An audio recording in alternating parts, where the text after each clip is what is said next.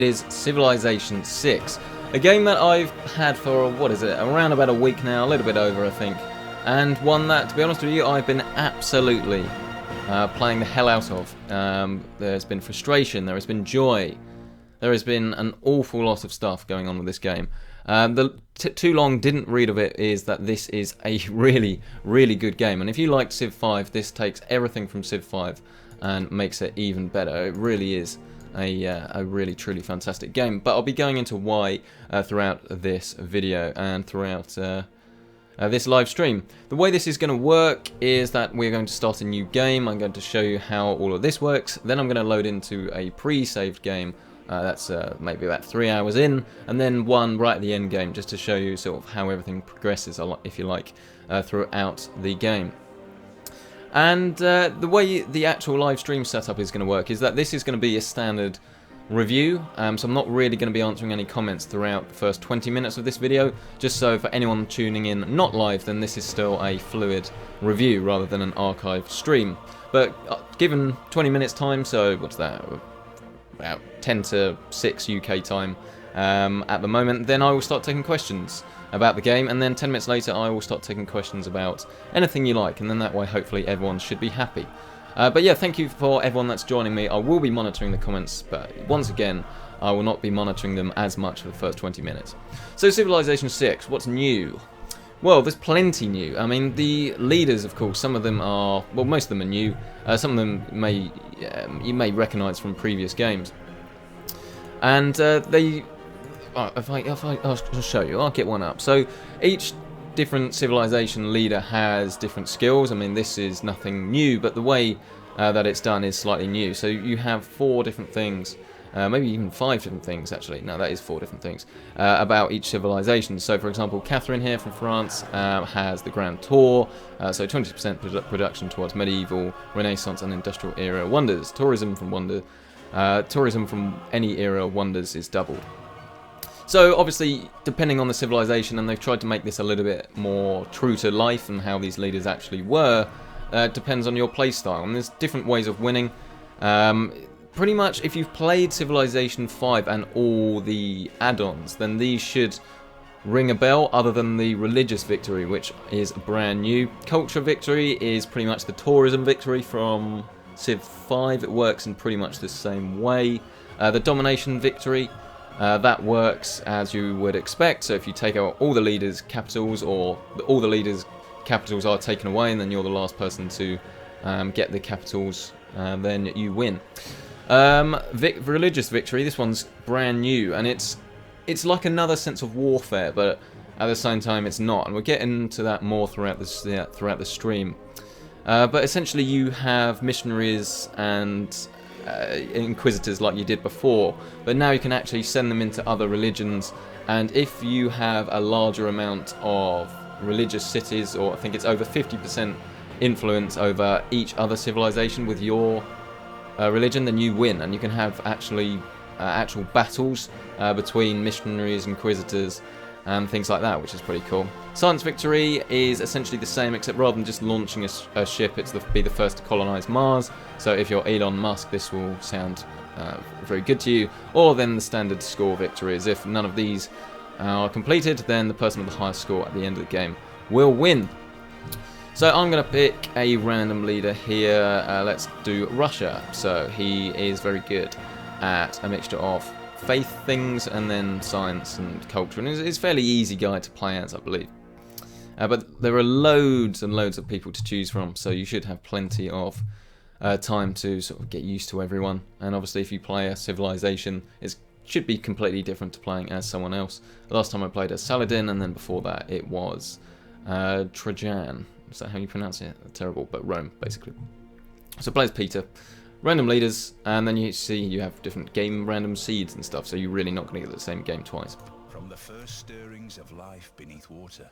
Load times, there is a small bug.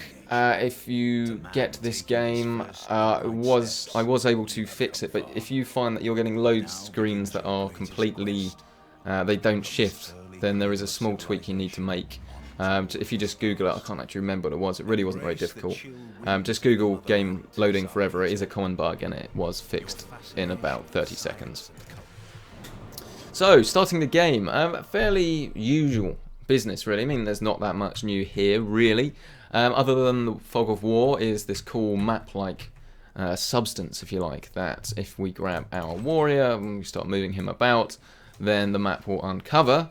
That itself isn't new, but when you then move away and then the Fog of War is there, it's kind of done in like a mappy style, and the whole style of Civilization now, it's not cartoony, but it's definitely not quite as real to life as it was before in Civ 5. But personally, I really liked it. I think that is actually a really nice, good-looking game. So you see here, we have a Fog of War now. That's in a sort of cartoony style, but that will become more apparent as we move some units and we end some turns. Production, the starting things are monuments, that's really all we can build. And you'll notice here it says city centre, and this is because cities now take up more than one tile, and when you start a new city, then all the buildings you build are in the city centre, but then we can branch out into districts, as we'll see later on, and then we can then specialise in things like religion, culture, tourism, science. And it's very imperative that you focus on something, but not neglecting the other. For instance, the game I will show you in a little bit, I tried to focus on science, had no defence, and as a result I lost miserably. To start us off though, we will use a builder. And these are slightly different to workers. You can't automate them. You have a lot more control now, but as a result, you have to actively think what you're doing, and it's a lot harder to just grab some workers and automate them because you can't do that and they only have a certain amount of uses. Technology tree, it's familiar yet slightly different. So if you've played any of the Civilization games before, you'll no doubt know what you need to do here. It's worth taking a look at the technology tree and seeing what you have on your map, and then knowing the appropriate things that you need to work towards, or depending on the victory type, or depending on what tiles you've got near you.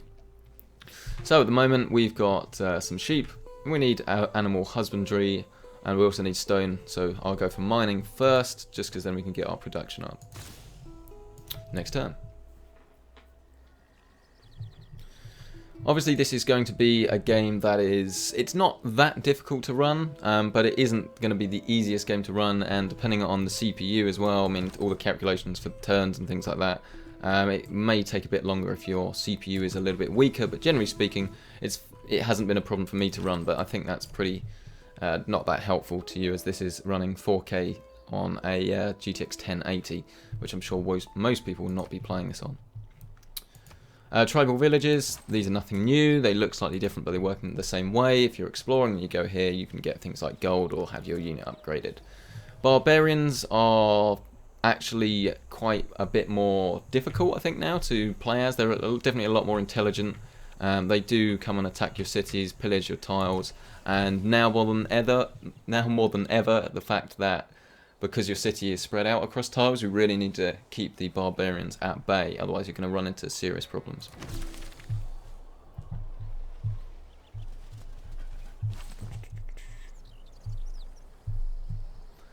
And this is also new, and this is quite cool. You'll see here the villagers share their secrets of well-organised community, and that foreign trade has been boosted. But you can boost your civics and you can boost your technologies by doing certain things, and this means that it now requires half the time to do that.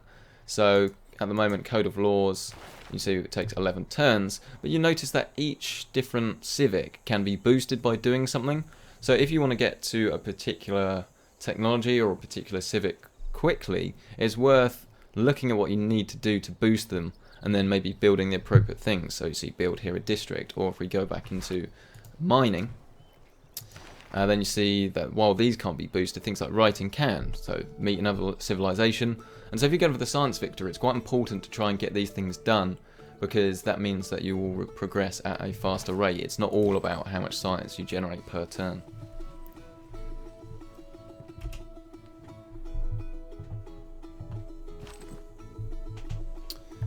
So you can press E as before, and this guy will explore by himself. But where's the fun in that? You'll notice here we've got tobacco. That is a luxury resource, bonus resources. Again, pretty much business as usual. The units themselves are pretty detailed, as are the people you will meet.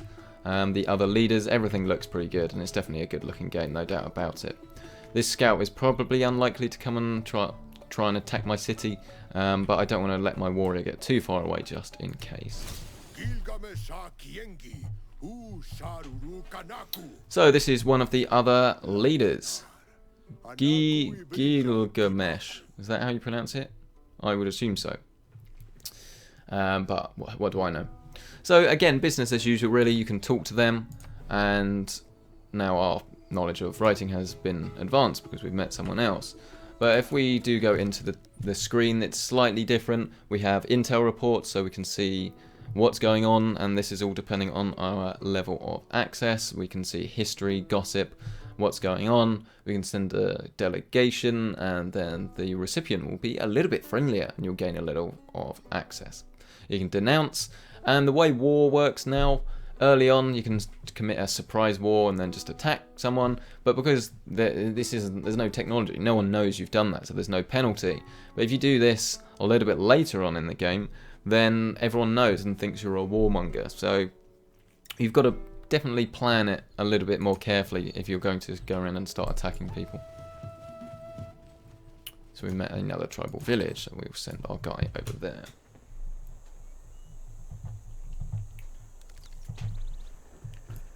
Now, some of you may be wondering where the other gaming videos are as well. Things like Battlefield, Titanfall. And the truth is, I didn't actually get a review copy, unfortunately, of either of those two. I've sort of moved away from reviews a little bit, as I'm sure you probably noticed. More in favour of having games around just to sort of put in other videos rather than doing full reviews. But I didn't. It is a shame that I didn't get a copy of either of those, to be perfectly honest with you. Now, we've got one turn until mining, so we can send our guy over here, which we will do. That will take up a turn. But you'll notice that builders now, if you click on him, you'll see that there are only 3 builds. He can only do 3 things before he expires, and you need to build another one. While this is definitely, it's not the easiest thing, as you've got to then decide whether to work on your city, get a defense, and things like that. I think I do actually prefer it, because it definitely was too easy just to get a load of workers early on, automate them, and then never have to worry about anything.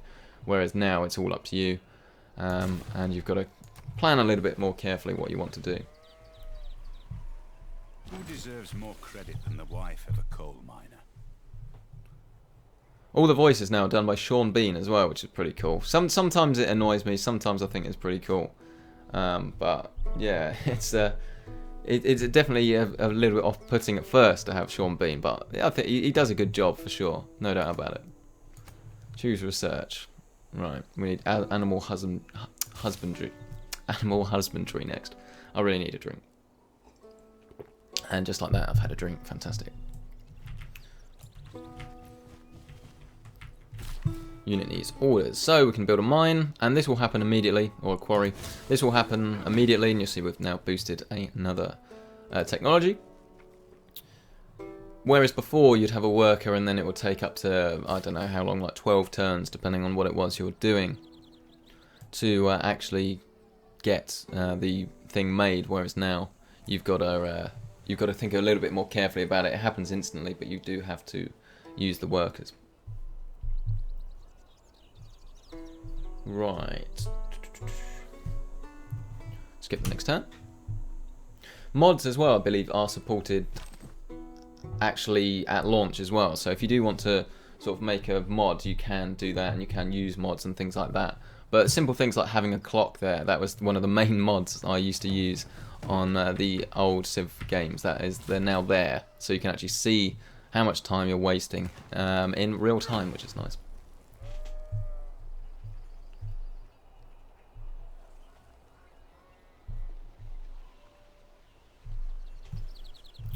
Next turn. So the delegation of Gilgamesh brings you gifts of Sumerian jewelry. Delegation is most welcome. Don't really know what happens if you say no, but yeah. But yeah, the barbarians, man, they're so much tougher this time. They really are. And the main problem that I had with Civilization, at least on some of the other games, was quite often that if you're playing on an easier difficulty, the games were kind of always the same. Not because the game is not necessarily because the game wasn't hard. Obviously, if you put it on a harder difficulty, it was harder. But I think you definitely didn't have to think about too much. Whereas now, you have to think from the start really what you want to do. if we go to the world rankings, you can keep track of how well your victory is going and things like that. And it tells you exactly what you need to do to win each war, so it's nice and clear as well. But the religious victory definitely seems one that's quite interesting because it's brand new, and it's not the easiest thing to do because you're going to have to focus all your things on religion at the cost of science and culture. So there's so much to think about, and if you are focusing on culture or science or religion, then you don't have city defences, and now your city can't bombard enemy tiles, and any of your tiles, unless you've actually put an encampment in there, for instance.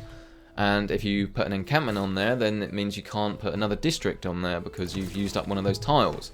And if you build a wonder, it also takes up a tile at the cost of the resources. So it's fine for 1 or 2 different resources, for 1 or 2 different wonders. But as soon as you start focusing on one city and you want to have 6 wonders, let's say, over the lifetime, then if you look around you, you'll notice that some of these tiles are quite valuable and you just lose space. Wonders, districts, they all take up tiles and they get rid of everything that's on there. So realistically, you can't just spam wonders like you used to. It just simply doesn't work anymore. Hello to people in the comments though. Nice to have you here. Yes, I'm playing as Peter from Russia. So hello to Billy, Aiden, Tom, Cloud Commander. I don't know how to pronounce that. I'll just call you Acid, is that easier? And yeah. So yeah, is anyone, let me know in the comment section below whether you're playing this game, enjoying this game, what your thoughts are. It is live after all, that is what it's all about. But one thing I will say is that I played Civ Beyond Earth maybe twice. And this is just because every time I played Civ, I wanted to sort of play Civ 5 rather than Beyond Earth, just because I think the whole history thing is more interesting, whereas I really am well and truly addicted to this. Governments. This is new. At the start, we have one government, which is this one, and you've only got 2 slots. There's not really that much you can do, and you can have 2 policies. So at the moment, I've got a choice of 4. I can have double experience for recon units, or I can have additional strength when fighting barbarians, which is what I want. And then I can choose to focus on production early on, or I can choose to have gold and faith, which is what I will do now, as I think it is more useful to get a religion right away, and then you can choose what your religion is all about. But this becomes very interesting later on once you've moved up to some of the better religions, because then the better governments, sorry, because that's when you start having an argument with other people. And people will declare war on you just because you've got a monarchy and they've got a democracy, things like that. So you've got to be careful and you've got to think about everything. And you'll notice that different governments have different bonuses as well. So as soon as we move to one of these, so say Classical Republic, then we have a sort of legacy belief, if you like, and that goes up to 15%. That this stays around even if you change to a different government. But it happens over a period of time. So if you're in a classical republic for, 1,000 years, then obviously you've got some sort of cultural legacy in that. So you do retain a little bit of the benefits of that government, even though you've moved to a different one. And this means that you've got to sort of think about where you're going to be in 1,000 years' time, rather than just where you are now. But for now, that'll do me. We will confirm these policies. So now we will start generating some faith. I think we were doing that anyway, actually. What are we generating? Let's have a look. So if we go to Manage Citizens, we're actually getting faith from this tile. How about that? Which is quite useful, because that means we can get some religion early on, whereas a lot of cities will not have this. We've done alright here with our tiles, I have to say. So, craftsmanship is boosted. Let's go for craftsmanship.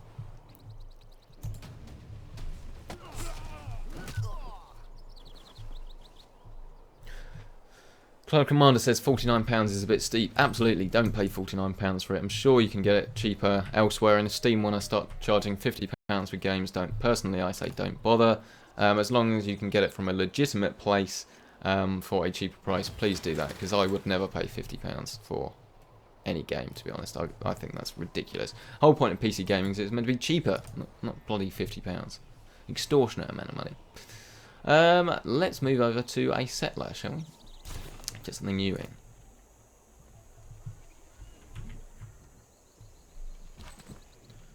This guy needs healing, and the healing works pretty much the same way as before. He'll heal outside of one of your tiles, but he'll heal more inside one of your tiles.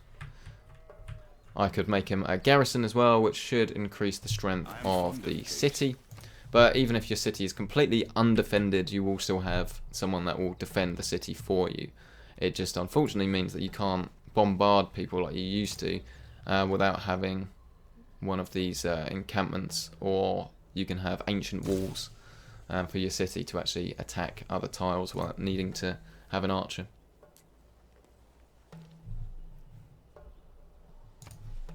And now this is the waiting game in Civilization. Well, I guess, I mean, is this a game that's particularly interesting to watch? Don't really know, to be honest. I mean, how interesting is it to play? Well, I mean, I find it very interesting to play, but it's a weird one, isn't it, with Civ? It's very interesting and it's not interesting at all, both at the same time. So choosing a Pantheon, I mean, fairly straightforward. If you've played Civ 5, then you'll know all about this. It's pretty much exactly the same. This is just an early belief that means you get some sort of form of speciality and you can focus on something. So in this game, I want to focus on science, really. But I could focus on getting the wonders done early on and things like that. But as this is going to last for a very, very long time, that's a very powerful one. All of these are pretty powerful, to be honest. Definitely, for sure. All of them. I mean, if you want to play early religion and you want to go down that route, then something like this is pretty cool. I don't know. It's quite a difficult choice, actually. What shall I go for? What shall I go for? I want science. One great. Yeah, that'll do. I think. Is that right? No, I want to go for growth. Can't go wrong with growth. Okay, I'll go for growth. City rate. Bang. Done. And then now boosts a civic. Cool. You either love Civ or you hate it, says Cloud Commander. Absolutely. Absolutely. But definitely I would say that I've been enjoying this one more than I ever did with 5. As much as I enjoyed 5, at the end of games in 5 I would sort of feel, well, that was long, that was a bit of a waste of time if you like. I enjoyed it, but it's sort of like, well, that's the end of that.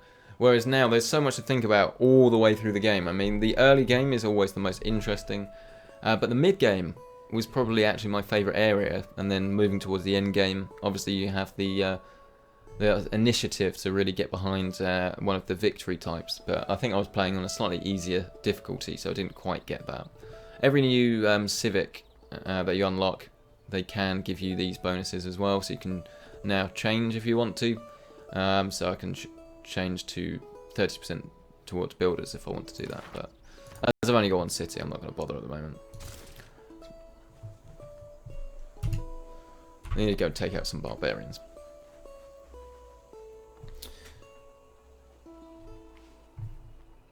How long until districts?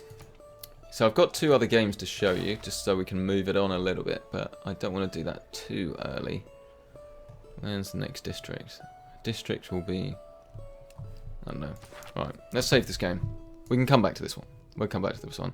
Yeah, we'll load that one next. You'll see why it's called that. It's a very appropriate name.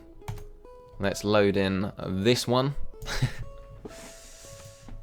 So this is 3 hours in. This is with Saladin, Arabian Empire. And I was trying to focus on science in this particular game. As I talk over Sean Bean, I apologise. Load times aren't too bad, even on an SSD. But if you're on an old spinning hard drive at 5400 RPM, it might take you a while. So, immediately you can see what's gone wrong here. I really should have seen this coming. I think I did, but I almost had faith that it wasn't going to go horrendously wrong, but it really did. So I was trying to go for a science victory here, and as a result I neglected to build units, and I neglected to actually have any form of defense really, and my cities just got absolutely effed up, as you can see here. Yeah, I mean, they've just taken this from me as well, and it's all gone horribly wrong.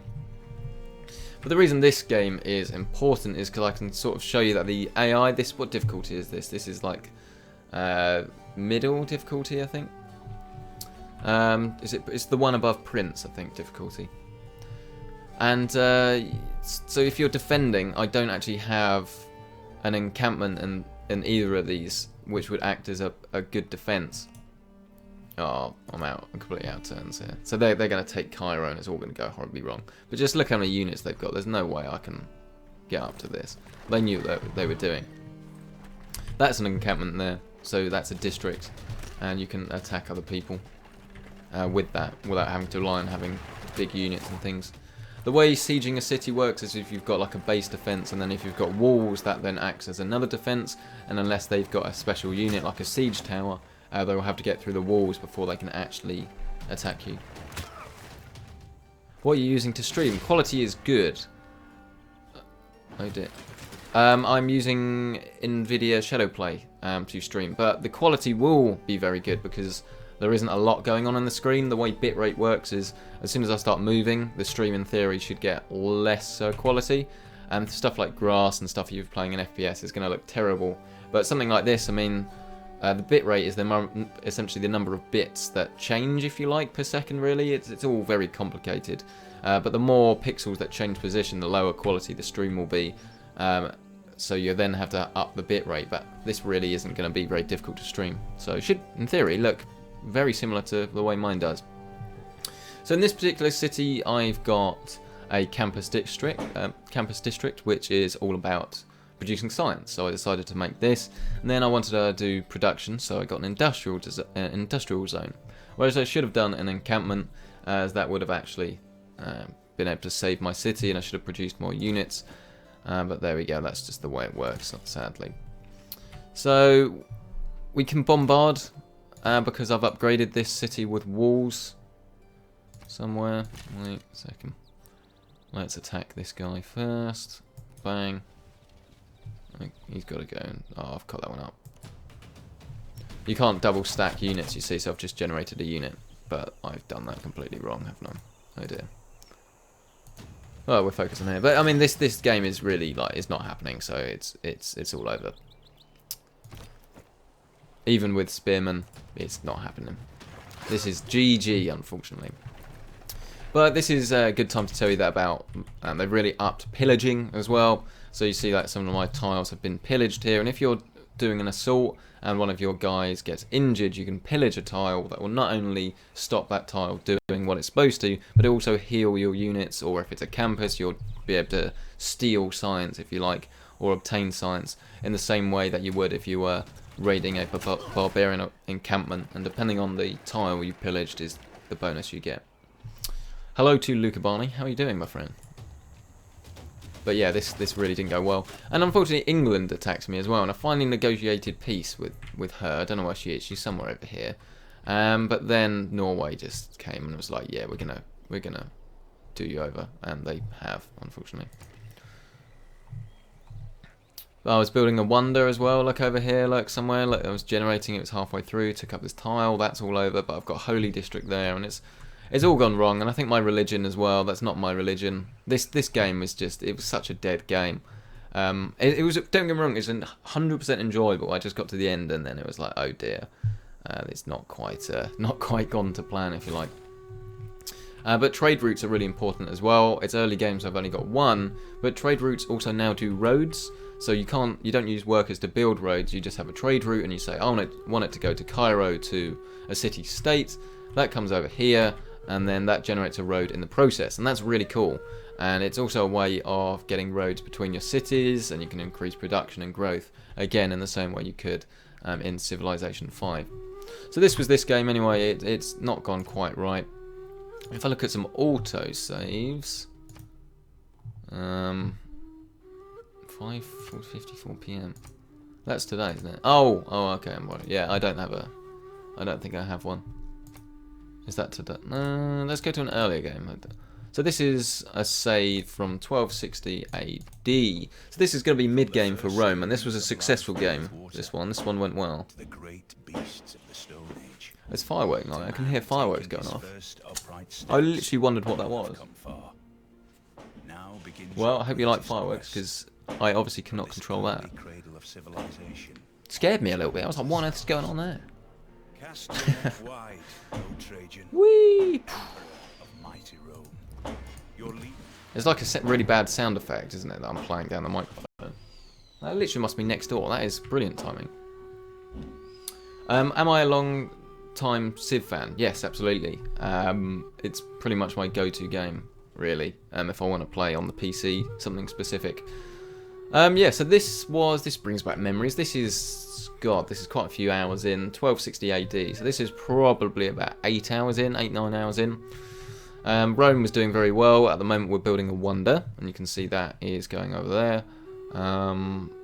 And that will give me some bonuses at the cost of that tile. I've got quite a few wonders built up here, so they will give me different benefits. But this is what I mean when I was talking about earlier. If you have too many wonders, if I click on the Manage City screen, you can see that a lot of these tiles have been taken up by districts, and it means that I will no longer get the bonuses from them. So if I want to focus on growth or something like that, it's very difficult to do that and build wonders and things like that at the same time. We've also got some districts here, so I've got quite a few here. The amount of districts you can build is determined by your population. So if you have a very large city, you can have more districts, but you can't just make districts. You can't just keep having more and more districts. Amenities works in the same way that luxuries did. Your people get unhappy if you don't have amenities. And this actually makes a lot more sense, doesn't it, really? Because the way it used to work was luxuries boosted happiness, and then you had things like Colosseum would boost happiness. But it makes sense to sort of put it all under amenities and things like that. But it's essentially the same thing. So at the moment I need some more, but I've got a special district that's like a circus entertainment complex, it's called. That can be used for that. The amount of housing you have as well, you need to make sure you've got housing. So I've got 13 out of 14. And you can do this by improving tiles. If you build farms, it's like half a house. But here I've got a dedicated district, which is this Roman special bath unit.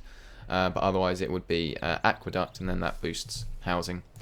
Loads of things to think about. You've got fresh water and things like that. So if you go on a desert tile when you make a city, you don't have water, so you need to get it in other means, and there's things like that.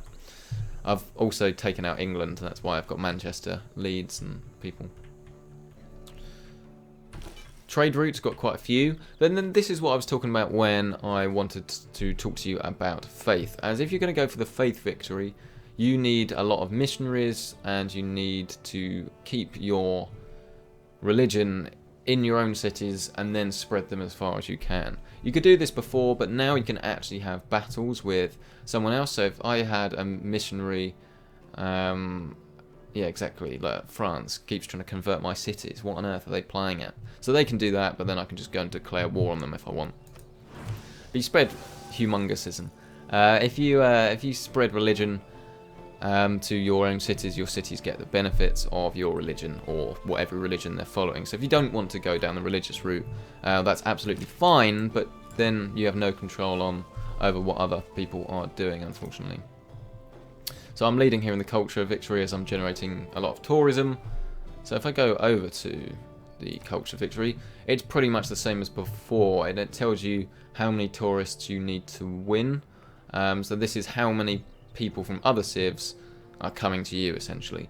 And the more culture you've got, the more temptation and the more tourism another civilization would have to have for you to win. So at the moment it's out 42, but as other civilizations generate more culture, you would need more tourists, if that makes sense. So once again, culture is your defense against tourism.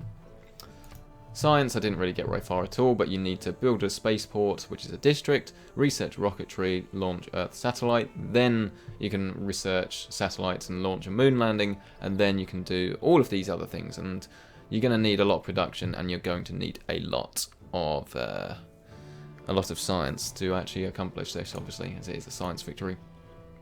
Domination, you must conquer the capital of every other civilization. I've captured one capital. I assume this is that if you lose, everyone's lost your capital. I'm assuming it works the same way as it did in Civ 5, but I haven't actually done that yet. I don't think I've ever done that, actually, so I wouldn't know. And then the religious victory. To achieve a religious victory, your civilization must become the predominant religion for every civilization in the game. A religion is predominant if it is followed by more than 50% of the cities in a civilization. So if you convert half everyone else's cities to your one, then you win. So you see Arabia has converted someone else to Islam. That's the way that works. We're at the stage in the review now where we're happy to answer any questions you may have. So if you're watching this archived, it's going to get a bit live streamy. If that's not your thing, I appreciate you tuning in and watching it. But if you want to know some more questions and answers about civilization, then hopefully they're going to keep coming. But before we open the questions, just to general questions, I guess. Military, that kind of works the same way as it did before. I've mentioned the sieging of a city, so you see Paris has got walls here, so I'd have to get past the walls first.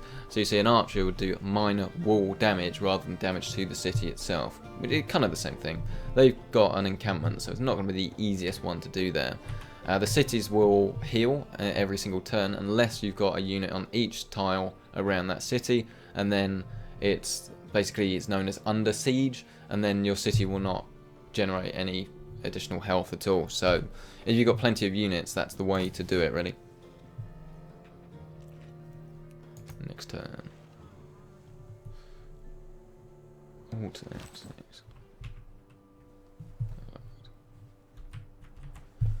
Unit needs orders. Okay, so send him over here.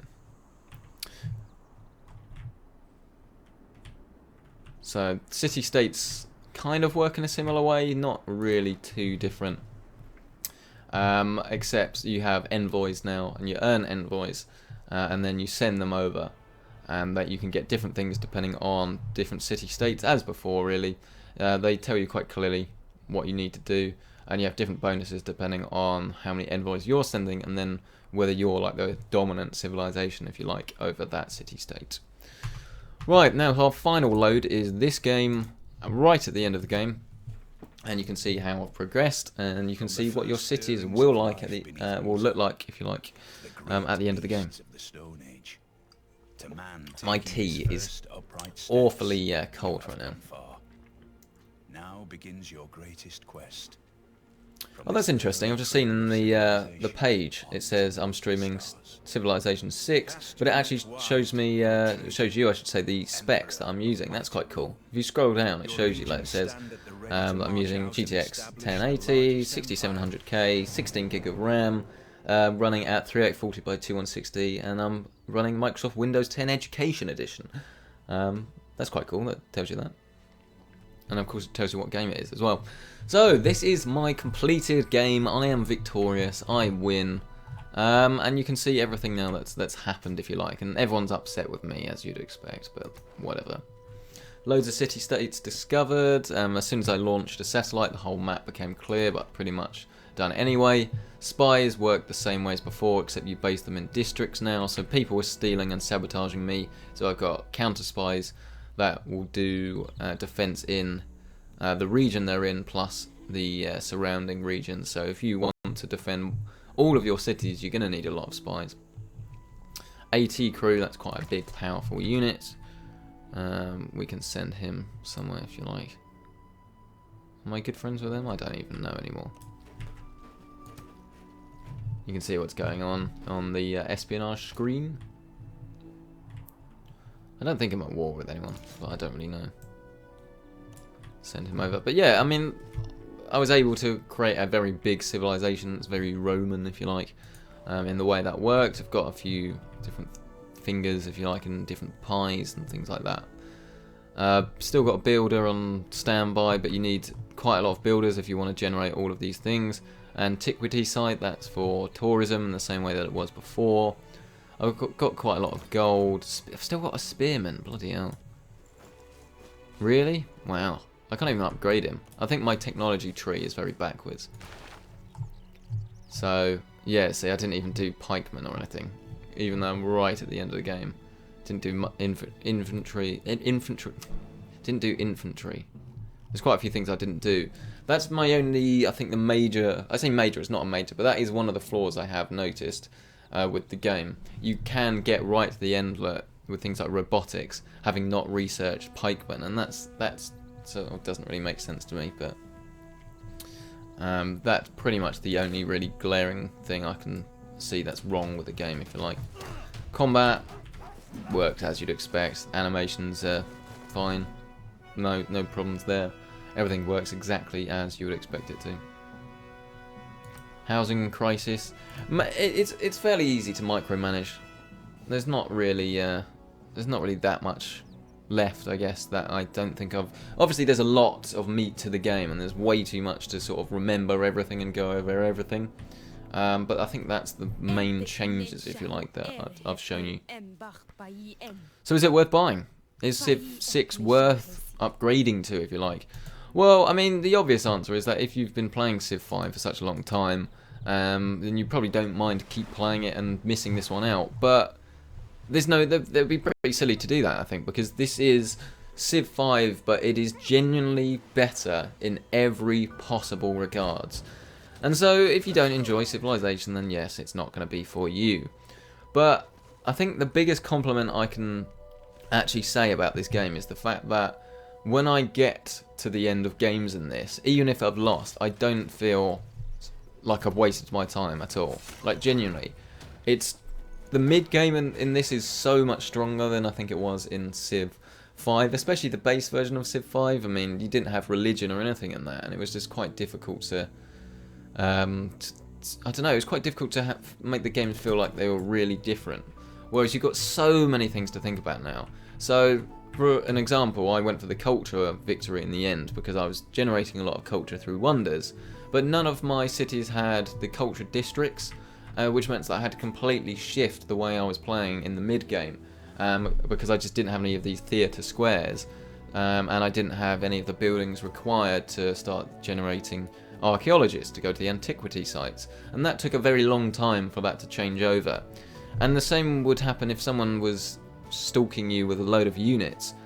If you don't have any form of defences set up, then it's quite difficult to switch to that, because you've got to make things like encampments, you've got to defend your cities, and you might find, like Rome is here, that you can't generate, it's not Rome, I can't remember which one it was, you can't generate any more districts. That's a really bad example because everyone I'm clicking on is choose production. Right, here we go. Yes, Bordeaux. Bordeaux can't make anything else. So if I was being attacked and I wanted to quickly get some defences with an encampment, I couldn't do that. If I wanted to suddenly go to war and make a load of barracks and have units that were really good, I couldn't do that because I just don't have any districts available. I don't necessarily have the resources.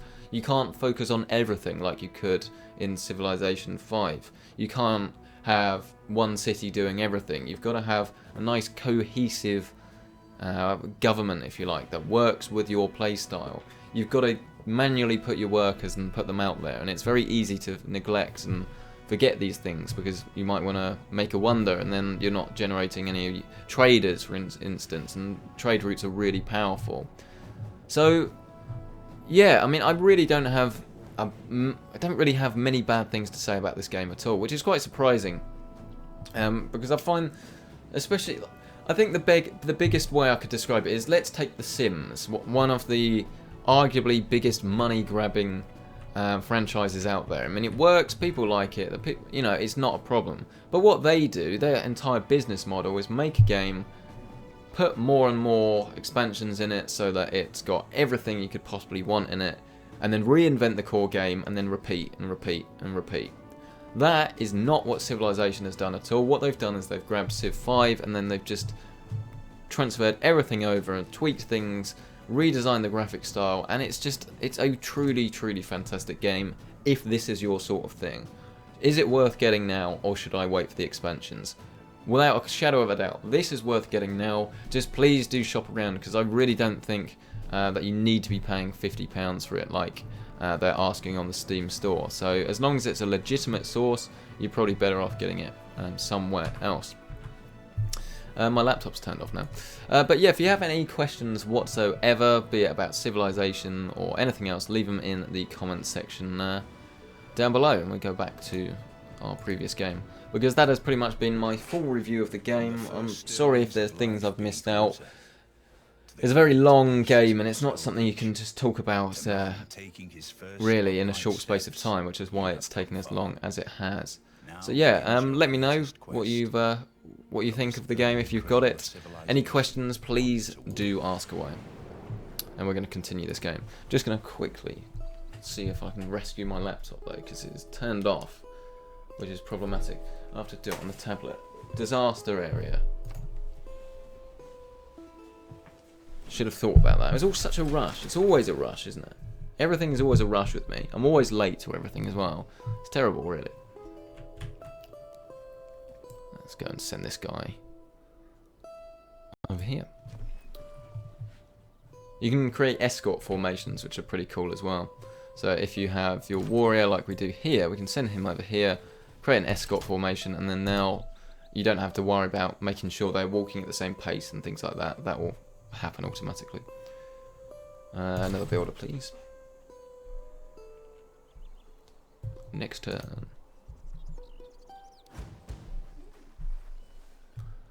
Unit needs orders. So yeah, he'll be right. You can just keep pressing on, no problem.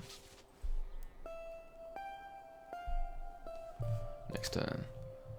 Then again, I suppose he might sabotage it. I didn't really think about that. I probably should have attacked him, but there we go. Let's go play, isn't it? Would a FX 6300 bottleneck a GTX 1060 6GB? It's gonna, as always, it's gonna depend on the title. I mean, especially now we've got stuff like DX12. In theory, it shouldn't really make as much difference. But I guess, I mean, I don't have one on hand, sadly, to test, so I'm not sure. But